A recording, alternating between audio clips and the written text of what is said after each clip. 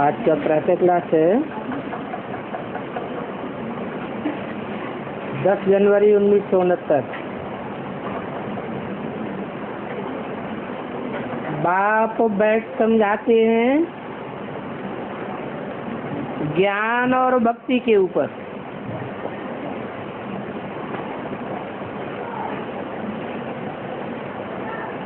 समझाने वाला निराकार आत्माओं का निराकार बाप है, और कोई तन में बैठ समझाते हैं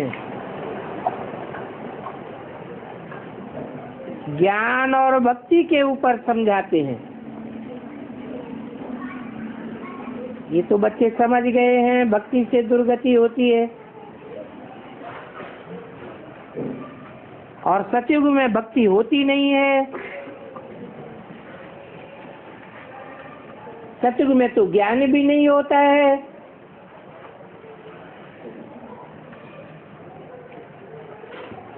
न कृष्ण भक्ति करते हैं और न ज्ञान की मुरली बजाते हैं। मुरली माना ही ज्ञान देना।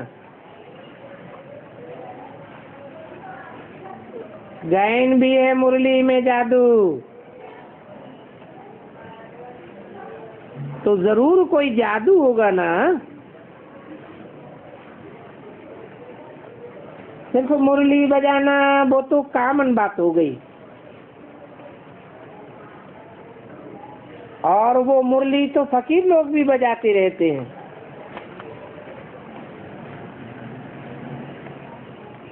उनकी मुरली में ज्ञान का जादू नहीं होता।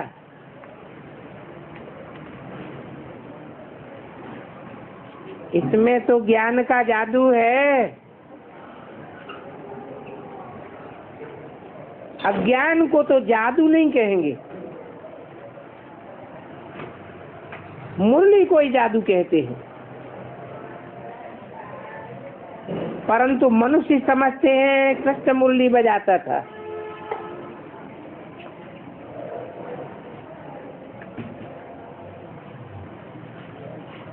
उन कृष्ण की बहुत महिमा गाते हैं, परंतु बाप कहते हैं कि कृष्ण तो 16 कला संपूर्ण देवता था।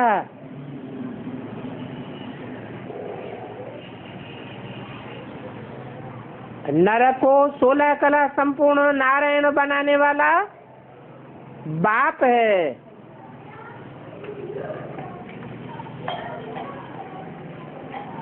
बाप को देवता नहीं कहा जाता, वो तो मनुष्य को देवता बनाने वाला है।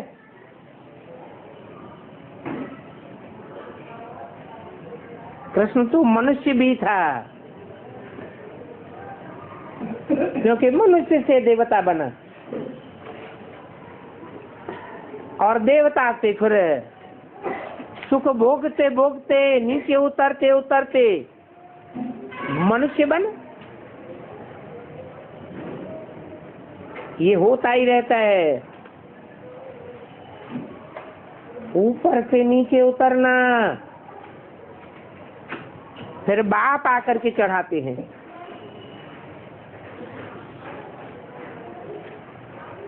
शक्ति भी नीचे गिरती है,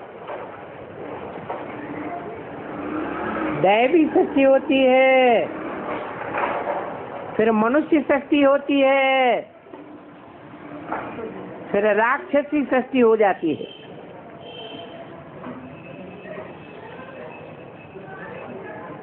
और मनुष्य से देवता बनते हो ज्ञान से।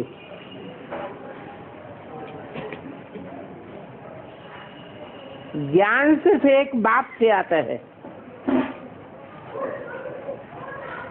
बाकी तो सब मनुष्य अज्ञान ही सुनाते।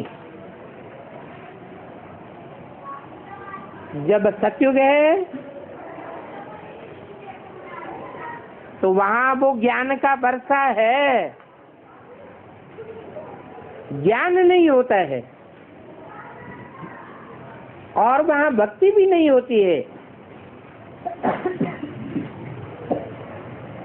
भक्ति तो होती है द्वापर युग से। द्वापर से पहले कोई का मन भागता नहीं है। देवताएं तो आत्मिक स्थिति में स्थिर रहते हैं, मन के भावने का सवाल ही पैदा नहीं होता। जब द्वैतवादी युग आता है और धर्म आते हैं, दूसरे धर्म आते हैं,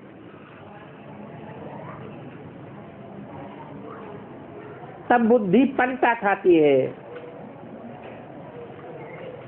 जबकि देवताएं भी मनुष्य बन जाते हैं और मनुष्य को हमेशा विकारी कहा जाता है। मनुष्य निर्विकारी होगा तो उसे देवता कहेंगे।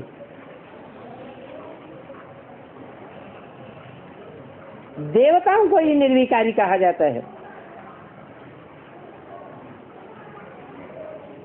देवताओं की सृष्टि को पवित्र दुनिया कहा जाता है। अभी तुम मनुष्य से देवता बन रहे हो। मनुष्य में ज्ञान नहीं है तो मनुष्य कहा जाता है।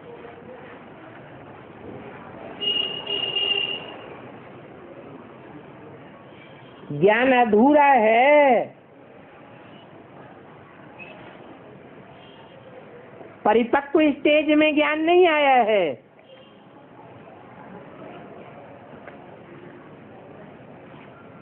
ज्ञान की पराकाष्ठा हो जाए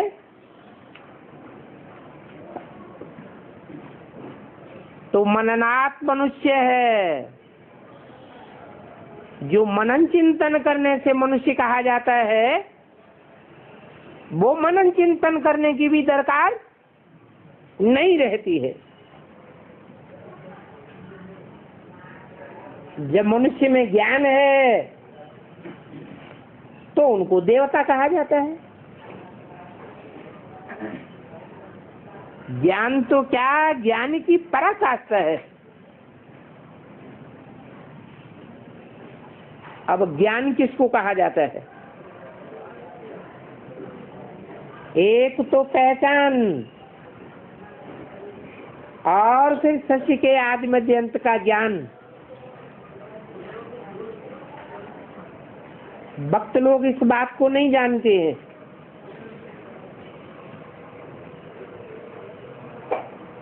तुम, हम और ये दादा भी कहते हैं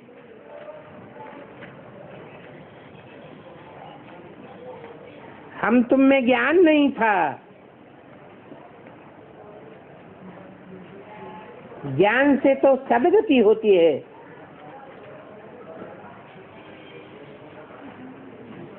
काहे की सद्गति होती है?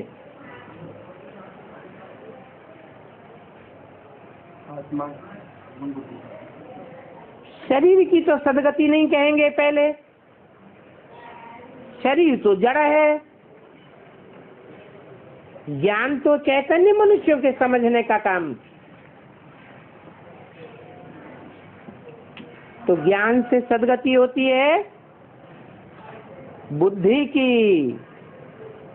मन बुद्धि को ही आत्मा कहा जाता है। मन बुद्धि में जो भी संकल्प चलेंगे वो ज्ञान युक्त संकल्प चलेंगे।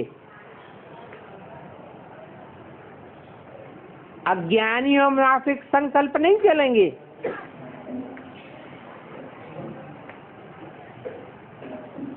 तो कहेंगे बुद्धि की सद्गति हुई, आत्मा की सद्गति हुई। फिर भक्ति होती है, उनको कहा जाता है दुर्गति। जैसे कि बुद्धि भागती ही रहती है, क्योंकि भक्ति को रात में भटकना होता है ना। ज्ञान को दिन कहा जाता है। और ये बात तो कोई की भी बुद्धि में बैठ सकती है, परंतु दैवी गुण धारण नहीं करते हैं, तो ये धारणा की बातें भी बुद्धि में बैठती नहीं है। दैवी गुण हो तो समझ जाएं कि इनमें ज्ञान की धारणा है। ज्ञान की धारणा होगी तो दैवी गुणों की भी धारणा होगी। ज्ञान की धारणा नहीं तो दैवी गुणों की भी धारणा हो नहीं सकती। ज्ञान की धारणा वालों की चलन देवताओं की मिसल होती है। जो कम धारणा वाले होते हैं उनकी चलन भी मिक्स रहती है। फिर भी कम धारणा वालों को आसुर तो नहीं कहा जाएगा।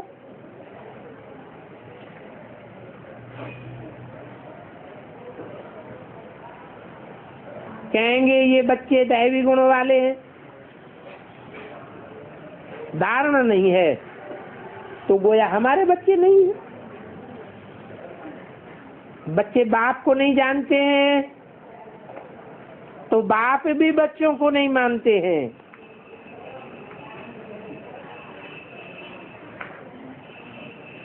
क्या नहीं मानते हैं?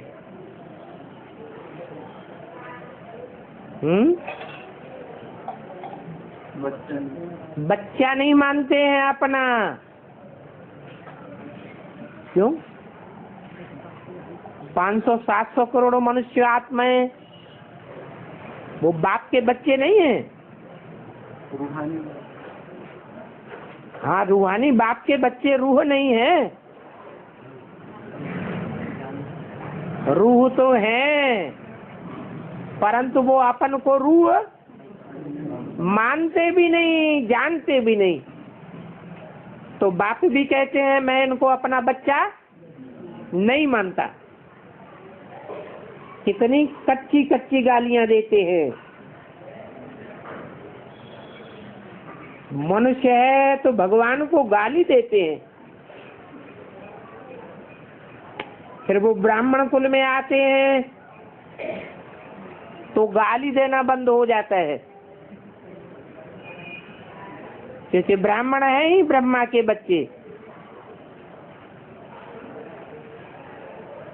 तो ये ज्ञान का विचार सागर मंथन करना चाहिए। स्टूडेंट विचार सागर मंथन करके ज्ञान को उन्नति में लावे। तुमको ज्ञान मिलता है, उस ज्ञान पर अपना विचार सागर मंथन करने से अमृत निकलेगा।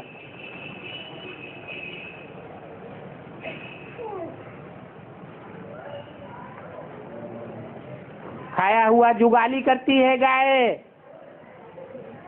तो रस बनता है, उस रस से फिर खून बनता है। तुम्हारा संकल्पों का खून है। विचार सागर मंथन नहीं करेंगे तो फिर बाकी क्या मंथन होगा? जड़ सागर की बात नहीं है, ज्ञान सागर की बातों का मंथन करना है। आसुरी विचार उनसे तो किचरा ही निकलेगा। अभी तुम ईश्वरीय स्टूडेंट हो,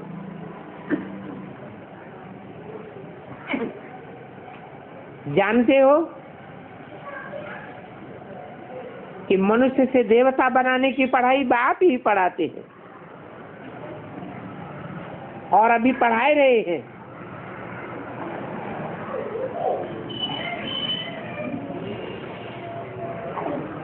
ये पढ़ाई कोई देवता नहीं पढ़ाते हैं।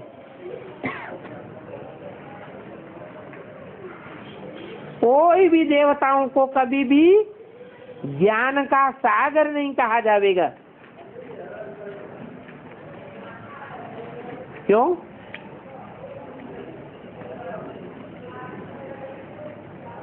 क्यों नहीं कहा जाएगा? चलो नदियों को न कहो,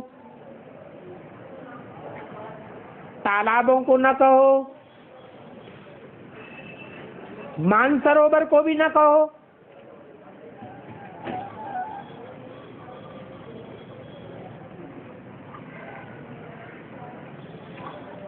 देवताओं को क्यों नहीं कहा जाएगा? देवताओं में नारायण भी तो है, उसकी तो कहीं कब कोई गिलानी नहीं सुनी होगी। उन्हें नारायण को सागर क्यों नहीं कहा जाएगा?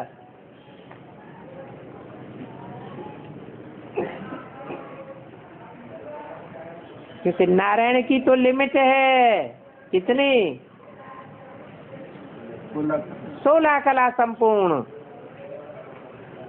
और सागर की तो गहराई कब किसी ने नाप ही नहीं पाई। सागर तो अनलिमिटेड गहरा है।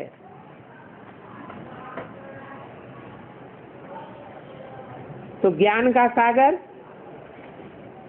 एक बाप को ही कहा जाता है।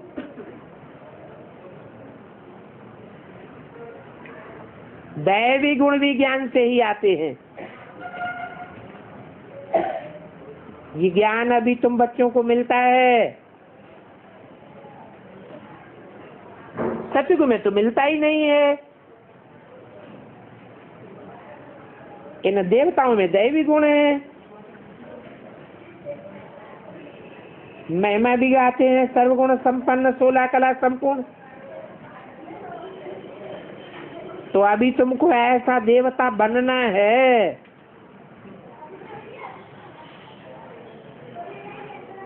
कोई बना नहीं है। अपन से पूछना चाहिए कि हमारे में ऐसे सर्वगुण संपन्न दैवी गुण हैं। कभी कोई आसुरी गुण तो नहीं छलकता। अगर आसुरी गुण हैं तो फौरन उनको निकाल देना चाहिए, तब ही देवता बन सकेंगे, नहीं तो कम दर्जा पालेंगे, कच्चे देवता बन जाएंगे। जो कच्चे देवता बनेंगे उनको क्या घाटा पड़ेगा? है? जो कच्चे देवताएं होंगे वो द्वापर युग से और धर्मों के प्रभाव में आ जाएंगे, भारत को, भारतवासियों को धोखा दे जाएंगे। अभी भी शूटिंग पीरियड में धोखा दे रहे हैं और वहां भी धोखा दे जाएंगे। फिर दैवी राज्य में कम दर्जा पालेंगे।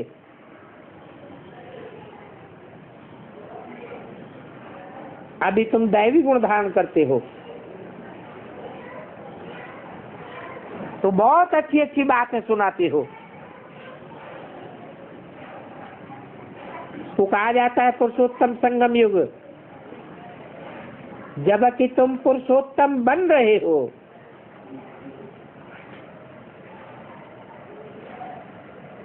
पुरुषों में उत्तम बनेंगे, जरूर पद उत्तम होगा।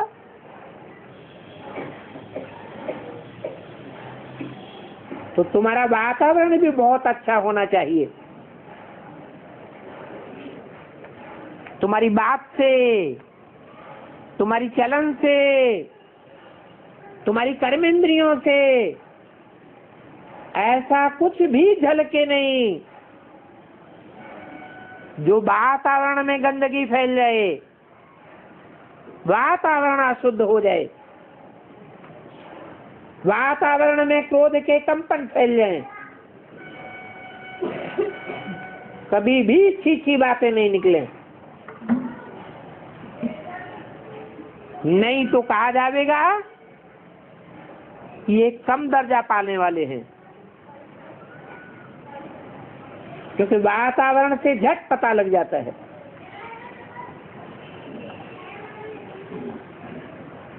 मुख से वचन ही दुख देने वाले निकल पड़ते हैं।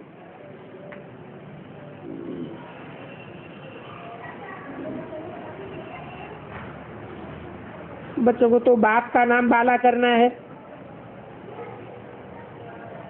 तो सदैव मुखड़ा हर्षित रहना चाहिए। नहीं तो जिनका मुखड़ा हर्षित नहीं रहता है, लटका हुआ रहता है, उनको बाप का बच्चा नहीं कहा जाएगा। जैसे कि ज्ञान है ही नहीं, तुम्हारे मुख से सदैव रतन निकले। ये लक्ष्मी नारायण देखो कितने हर्षित मुख है। इन्हों की आत्मा ने पूरा ज्ञान धारण किया था, तो मुख से ज्ञान रतन निकाले होंगे। रतनों से ही सुख मिलता है,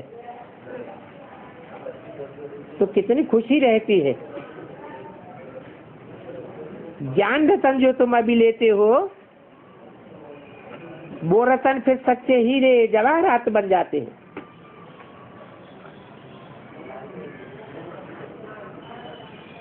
अर्थात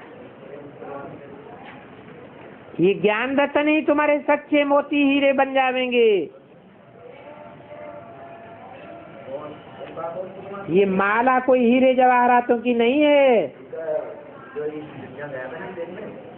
इन रत्नों की ही माला है। मनुष्य लोग वो रतन समझ लेते हैं, फिर अंगों में पहन लेते हैं, परंतु इन ज्ञान रत्नों की माला एक पुरुषोत्तम संगम युगति ही पड़ती है। और ये रतन तुमको 21 जन्म के लिए माला माल बनाए देते हैं। ये ऐसे रतन तुमको मिलते हैं जो तुमसे कोई लूट नहीं सकता है। 10 जनवरी 69 की वाणी का दूसरा पेज। यहाँ तुम वो हीरे जवाहरात नहीं पहनते हो,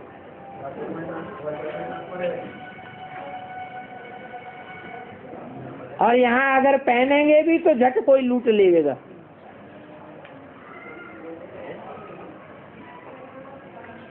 तो अपन को बहुत समझदार बनाना है। बेसमझ हैं तो फिर पहनते रहते हैं। आसुरी गुणों को निकालना है। आसुरी गुण धारण करने वालों की शिकल ही ऐसी हो जाती है। क्रोध में लाल लाल तांबे जैसी शिकल वाली बन जाती है। ये तो क्रोध विकार की बात है। काम विकार तो काला ही बनाई देता है। जैसे कृष्ण को राम को काला दिखाया है,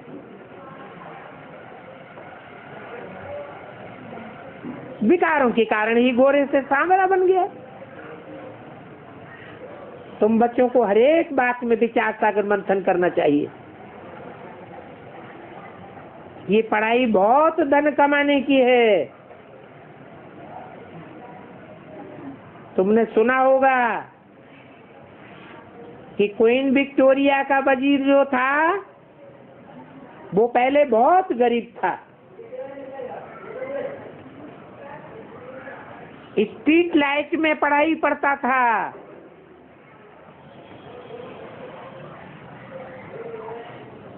घर में दीवा जगा कर पढ़ता था,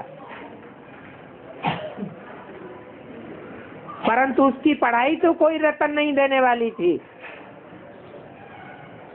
तुम तो जन्म जन्मांतर के लिए रतन धारण करते हो।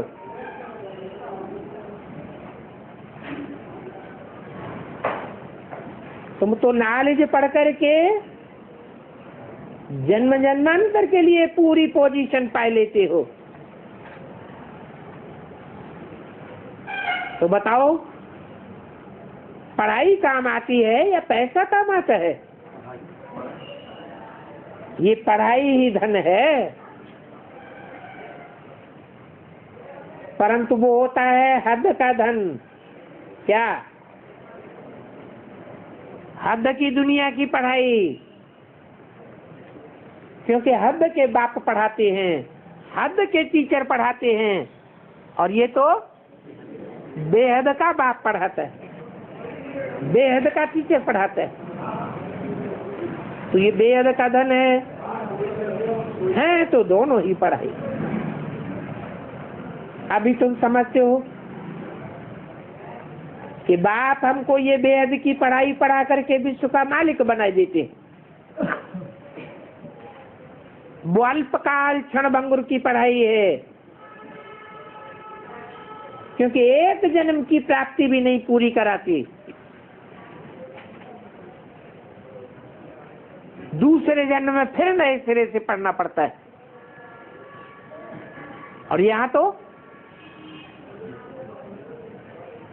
एक जन्म बाप पढ़ाई पढ़ाते हैं और जन्म जन्मांतर काम आती है।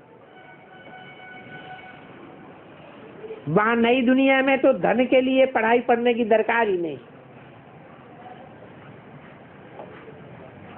वहां तो अभी के पुरुषार्थ से अतिचार धन मिलेगा।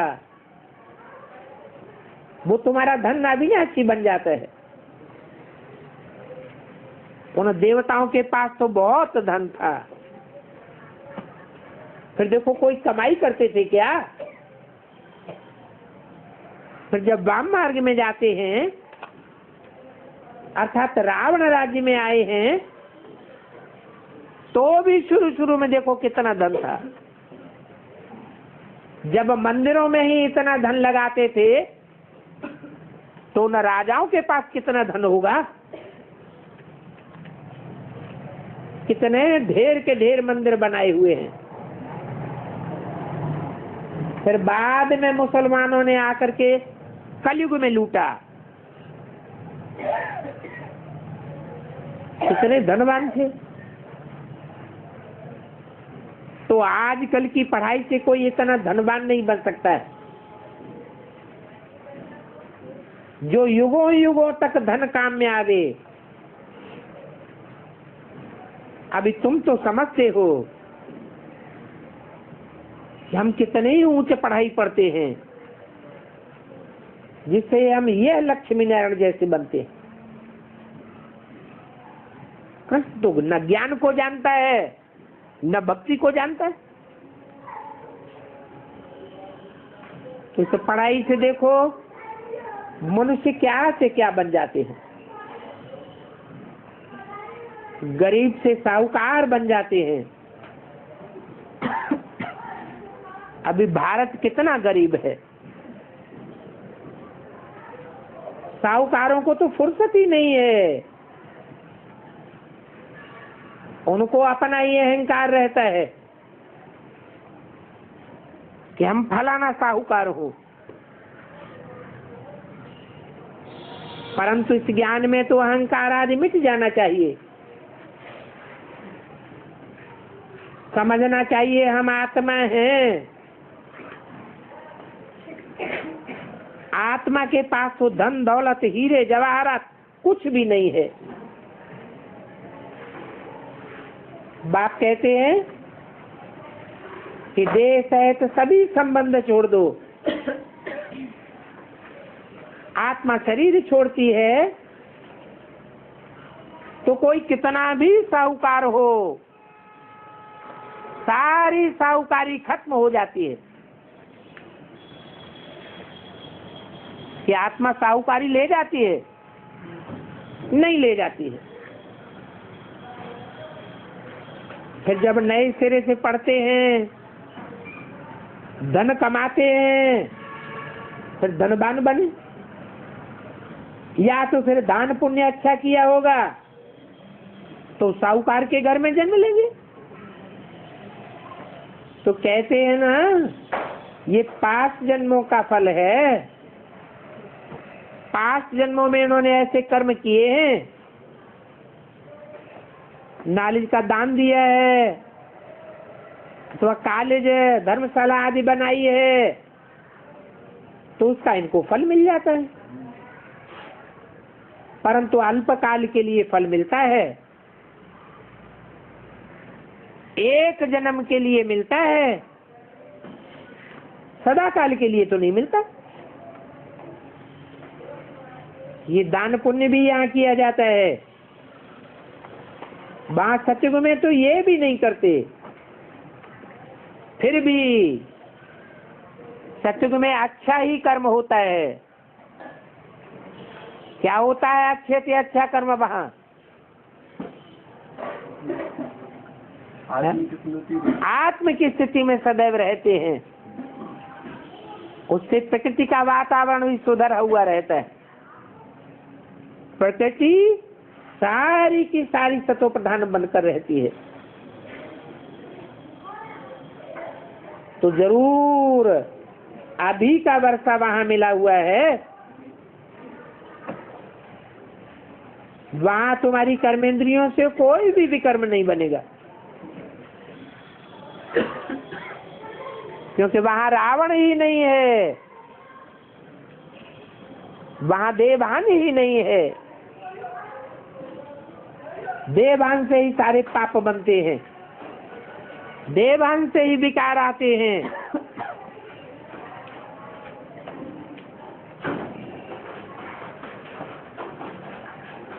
तुम्हारा भी कोई विकर्म नहीं बनेगा।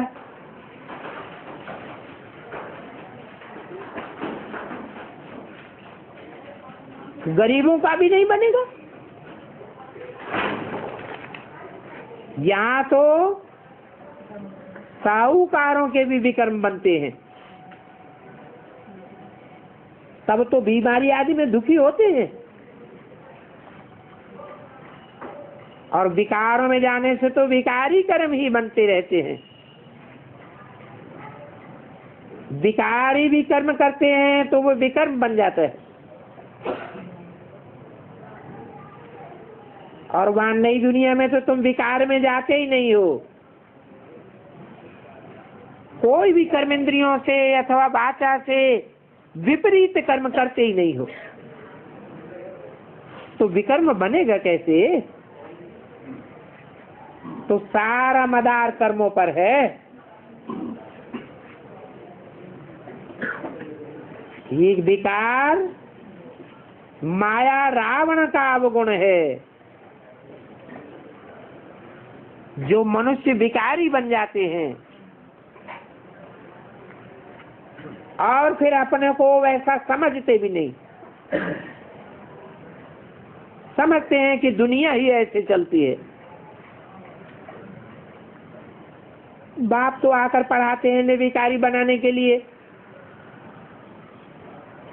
बाप तुमको भी निर्विकारी बनाते हैं और दुनिया भी निर्विकारी बन जाती है। माया फिर विकारी बना देती है और दुनिया भी विकारी कर्म करने वाली बन जाती है। तो अभी रामवंशी और रावण वंशियों की युद्ध चलती है। तुम बाप के बच्चे बने हो और वो रावण के बच्चे हैं।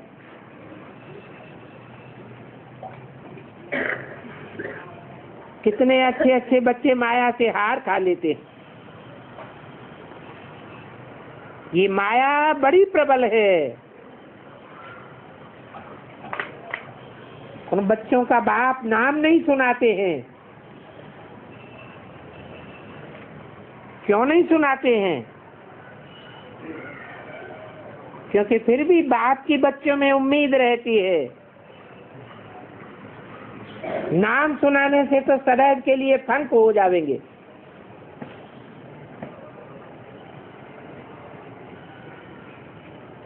अधम से अधम का भी उद्धार करना होता है, और बाप को तो सारे विश्व का उद्धार करना होता है। बहुत गिरते हैं, गिरते गिरते एकदम चट खाते में चले जाते हैं। अच्छे अच्छे सेंटर्स के हेड होकर रहते हुए भी अधम से अधम गति में चले जाते हैं। ऐसों का भी बाप को उद्धार करना पड़ता है। और अधम तो सभी हैं, क्योंकि रावण के राज्य में हैं, परंतु बाप बचाते हैं, फिर गिरते हैं। बाप की मेहनत बर्बाद कर देते हैं, तो फिर अधम से अधम बनते जाते हैं। उनका फिर चढ़ना नहीं होता है, क्योंकि वो अधम पिना अधम पना फिर अंदर खाता रहेगा। जैसे तुम कहते हो अंतकाल जो स्त्री सुमिरे, तो उनकी बुद्धि में भी वो अधम पना ही याद आता रहेगा। तो बाप बैठ बच्चों को समझाते हैं, और कल्प कल्प तुम ही सुनते हो। इसका चक्र कैसे फिरता है? जानवर तो नहीं सुनेंगे, मनुष्य ही सुनते हैं और मनुष्य ही समझते हैं। जानवरों के लिए तो नहीं कहेंगे। तो मनुष्य ही हैं। इन लक्ष्मी नारायण को भी नाक कान आदि सब वही है जो देवताओं को होते हैं, क्योंकि ये मनुष्य है ना।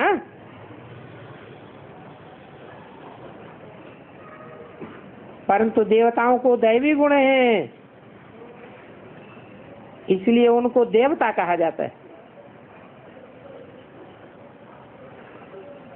तो ये ऐसे सुधरे हुए देवता कैसे बनते हैं और फिर कैसे गिरते हैं, ये चक्र तुमको मालूम पड़ गया। जो विचार सागर मंथन करते रहेंगे उनको इन बातों की धारणा होती रहेगी। विचार सागर मंथन नहीं करते हैं, अपने ही धंधे धोरी में बुद्धि अड़ी रहती है, तो बुद्धू बन जाते हैं।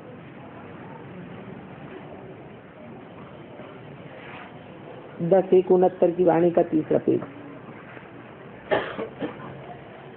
जो मुरली चलाने वाले हैं उनका विचार सागर मंथन तो जरूर चलता रहेगा, बुद्धि में आता रहेगा। इस पॉइंट पर ये बात समझानी है, इस टॉपिक पर ये बात ऐसे ऐसे समझानी है। ऑटोमेटिकली विचार सागर मंथन चलता है, बुद्धि में आता है। फलाने फलाने लोग समझने के लिए आने वाले हैं, विचारों में ज्ञान तो है नहीं, तो उन्हों को भी ये पॉइंट दे करके उल्लास में ला देंगे। हो सकता है कोई कुछ समझ जावे, उनके भाग्य में होगा तो जरूर समझेंगे। कोई तो झट निश्चयवान बन जाते हैं, कोई तो नहीं बनते हैं, परंतु फिर भी उम्मीद रखी जाती है कि अभी नहीं समझेंगे, आते रहेंगे तो जरूर आगे चल करके समझ जाएंगे। तो तुम बच्चों को भी उम्मीद रखनी चाहिए। कोई में उम्मीद रखना ही ये साबित करता है कि जैसे सर्विस का शौक है, थकने वाले नहीं है। बल कोई चढ़ करके फिर आदम बन जाते हैं, फिर भी आते हैं तो जरूर उनको विजिट रूम में बिठा देंगे। ये थोड़े ही कहेंगे कि तुम चले जाओ।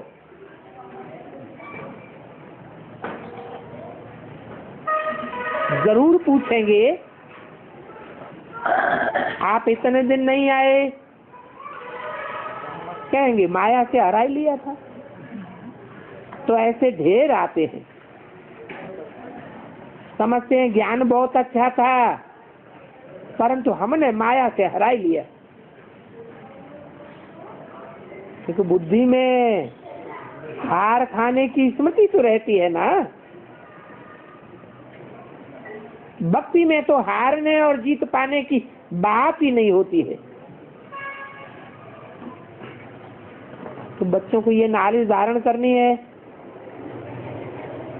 इनका नाम कुछ रख नहीं सकते हैं, परंतु धर्म की बातें हैं, धारणा की बातें हैं, ज्ञान भी धारण किया जाता है ना। इसलिए गीता पुस्तक नाम रखा हुआ है,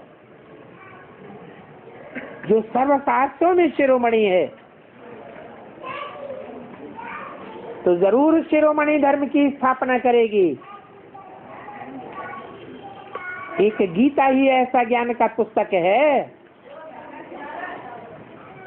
जो सर्वश्रेष्ठ धर्म स्थापन करने वाला है।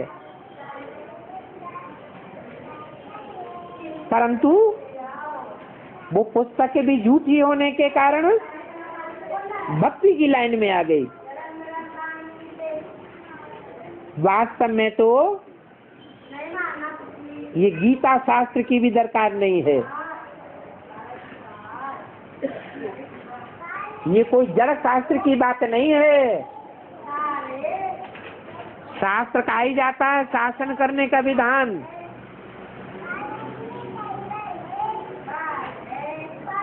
और विधान रचने वाला कौन है?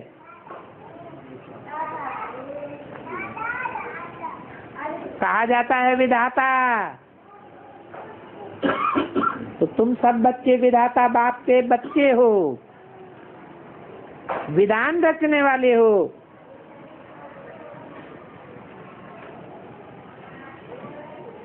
तो यहाँ झूठी गीता का काम नहीं है। हाँ, कोई है ऐसे होते हैं जो संस्कृत में गीता के कंठ याद कर लेते हैं। तो जो भक्त लोग होते हैं उनके मुख से सुन करके खुश हो जाते हैं। खुश होते हैं तो कुछ पैसे आदि भी दे देते हैं। जानते हैं कि गीता है नंबर 1 शास्त्र, और गीता भक्ति मार्ग में भी ब्राह्मण लोग ही पढ़ते हैं।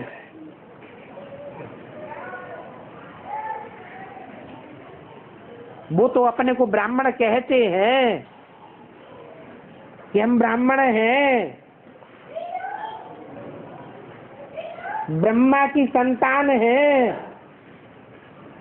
परंतु उनसे पूछो तुम्हारा ब्रह्मा कहाँ है, तो क्या कहेंगे? ब्रह्मा सूक्ष्म वतन में। उनकी तो सारी झूठी बातें हैं। तुम तो सच्चे सच्चे ब्राह्मण हो, तुम्हारा सच्ची गीता पर हक है। और गीता ज्ञान सीखते भी ब्राह्मण हैं, क्योंकि देवता कब बनेंगे? क्या शर्त है? पहले ब्राह्मण बनना पड़े। जब तक प्रैक्टिकली ब्रह्मा की औलाद नहीं बने हैं, पक्का निश्चय बुद्धि नहीं बने हैं, तब तक देवता नहीं कहे जा सकते। और ब्रह्मा नाम तो दिया ही तब जाता है जब भगवान बाप प्रवेश करते हैं। क्रिश्चियंस में, पारसियों में, मुसलमान आदि में ब्राह्मण थोड़े ही होते हैं। ये तो ब्राह्मण ब्रह्मा के बच्चे ही पढ़ते हैं।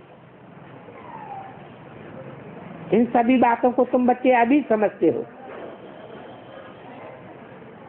तुम जानते हो कि हमें अलग को याद करना है। अलग को याद करने से बेबादशाही मिल जाएगी। तो जब भी कोई तुमको मिले,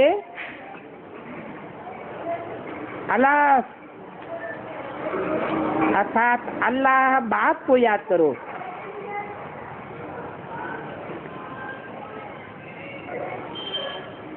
क्योंकि अलग को ही ऊंचते ऊंच कहा जाता है। ऊंचते ऊंच और नीचते नीचे, ये कौन सी दुनिया के लिए कहा जाता है? ऊंचते ऊंचे नीचते नीचे निराकारी दुनिया में होते हैं क्या? साकार दुनिया की ही बात है। तो जरूर अल्लाह साकार दुनिया में हुआ है।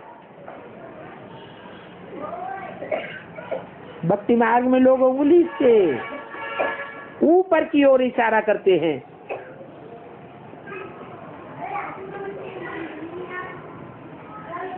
हिंदुओं में कहते हैं कैलाशवासी है,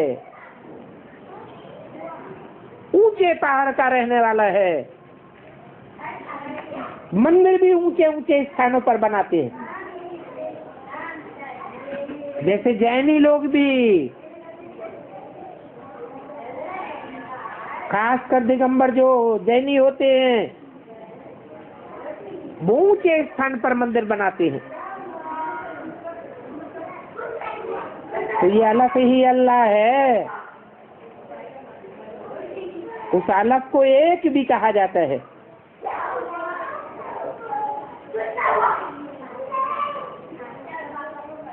हिंदी में और अंग्रेजी में एक लिख दो तो उर्दू में क्या बन जाएगा? अलग बन जाता है। तो एक ही भगवान है। कहते हैं गॉड इज वन। बाकी तो जरूर सब बच्चे ठहरे। और बाप तो सदैव अलग रहते हैं।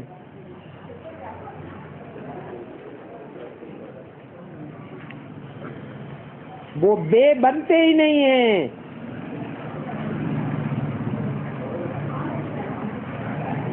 कि जो बे होता है वो ऐसे से आके फिर ऐसे मुड़ता है। वो तो कहीं मोड़ लेता ही नहीं। तो वो नीचे बादशाही में नहीं आते हैं।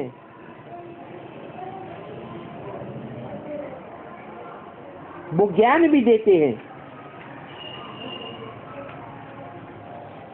और अपना बच्चा भी बनाते हैं। तो तुम बच्चों को कितनी खुशी होनी चाहिए कि ऐसा बाबा हमारी कितनी सेवा करते हैं, हमको विश्व का मालिक बनाते हैं। तो देखो खुद उस पवित्र नई दुनिया में नहीं आते हैं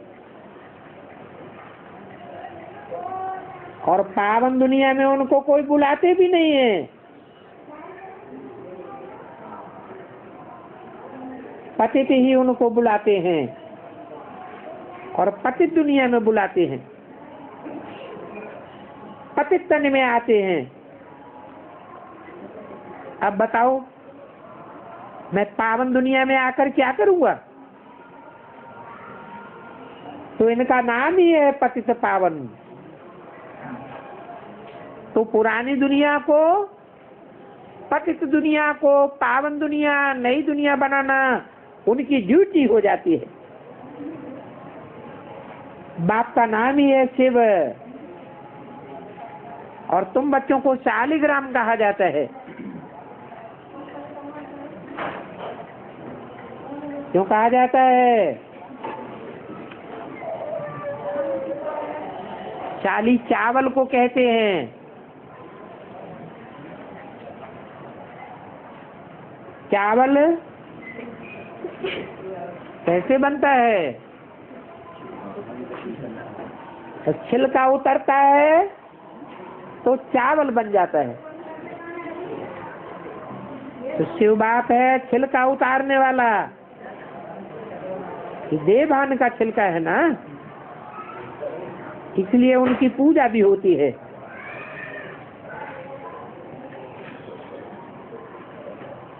परंतु पूजा करने वालों को कुछ भी पता नहीं है। बस पूजा करने वालों की एक रस्म रिवाज चली आती है, तो मंदिर में जाकर के शिवलिंग की पूजा करते रहते हैं। समझते हैं पूजा होनी चाहिए। और देवियों के तो बहुत फर्स्ट क्लास हीरे मोतियों के महल बनाते हैं। कितनी धूमधाम से पूजा करते हैं।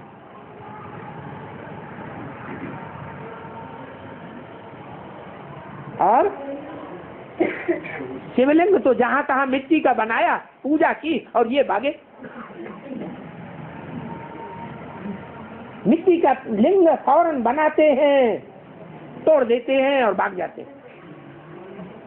वो बनाने में जैसे कोई मेहनत ही नहीं लगती। देवियों को बनाने में तो कितनी मेहनत लगती है। मूर्तियां आदि बनाने में कितना खर्चा करते हैं। वो तो मिट्टी का बनाया और तोड़ा। इन देवियों को सजाने में भी बड़ी मेहनत लगती है।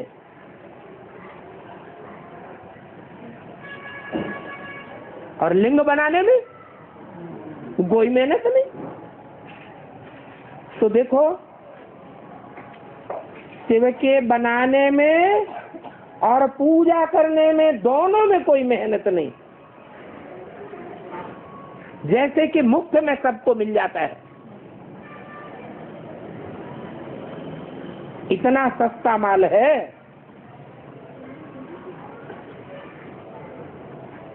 पत्थर पानी में घिस घिस करके, टक्करे खाते खाते गोल शालिग्राम और लिंग बन जाता है। पूरा घिस घिस करके अंडा बनाए देते हैं। कहते भी हैं अंडे में सलात्म है। जो आत्मा ब्रह्म तत्व में रहती है। इसलिए उनको कहते हैं ब्रह्मांड। ये अंडों, आत्मा रूपी अंडों के रहने की जगह है। तुम ब्रह्मांड के भी मालिक बनते हो तो विश्व के भी मालिक बनते हो। तो पहले पहले समझानी देनी है बाप की।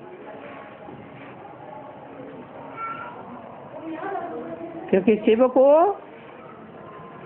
बाबा कह के सभी याद करते हैं। बाबा ग्रैंड फादर को कहा जाता है। ग्रैंड फादर अर्थात बाप का भी बाप। ब्रह्मा को भी बाबा कहते हैं। प्रजापिता है तो सारी प्रजा हो गई। ग्रेट ग्रेट ग्रैंड फादर भी कहा जाता है। तो ये सारा ज्ञान तुम बच्चों की बुद्धि में अभी है। प्रजापिता ब्रह्मा कहते तो बहुत हैं, परंतु यथार्थ रीति जानते नहीं हैं कि प्रजापिता ब्रह्मा कुमारी ईश्वरी विश्वविद्यालय नाम क्यों रखा है। पहले ब्रह्मा कुमारी विद्यालय नाम था, फिर बदल करके क्या रख दिया, क्यों रखा, क्या कारण हुआ। ये ब्रह्मा किसका बच्चा है। तुम कहेंगे कि परमपिता परमात्मा शिव ने इनको अडॉप्ट किया है। किनको, इनको अडॉप्ट किया है।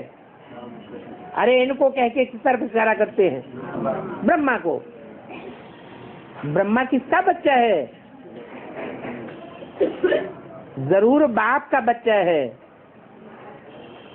तो प्रजापिता ब्रह्मा कहा जाता है। प्रजापिता शब्द पहले और ब्रह्मा शब्द बाद में। जैसे शिव का नाम पहले और शंकर का नाम बाद में। बाप दादा में भी बाप पहले और दादा बाद में।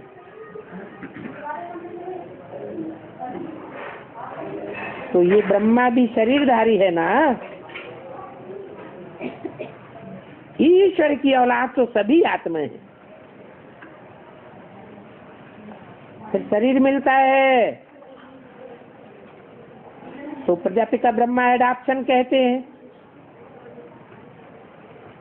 वो एडॉप्शन नहीं है,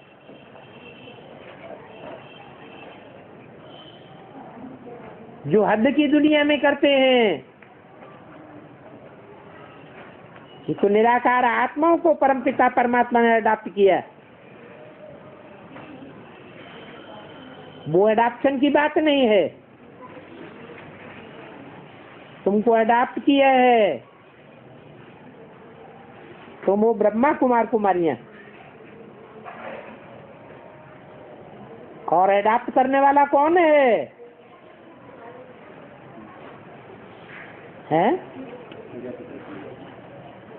अडॉप्ट शिव बाबा नहीं करते हैं। क्यों?